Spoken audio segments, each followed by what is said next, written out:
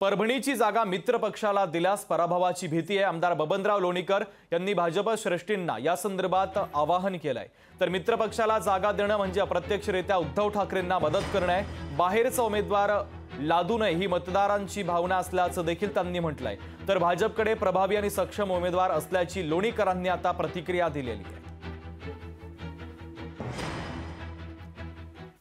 भारतीय जनता पक्षाची ताकद आहे आणि यदा कदाचित दुर्दैवाने काही चुकीचा निर्णय झाला तर उद्धव ठाकरे यांची शिवसेना पुन्हा आमच्या छातडावर बसेल आणि आम्हाला पुन्हा त्रास होईल। आणि म्हणून देवेंद्र फडणवीस साहेबांना आणि भारतीय जनता पक्षाच्या नेत्यांना 2 वेळा भेटून निवेदनं दिलीत, पत्र दिलीत, लॉजिक मांडलेलं आहे।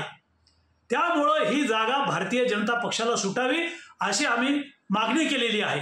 आज पुन्हा एकदा पत्र लिहून देवेंद्र फडणवीस आणि भारतीय जनता पक्षाच्या नेत्यांना मी विनंती करणार आहे।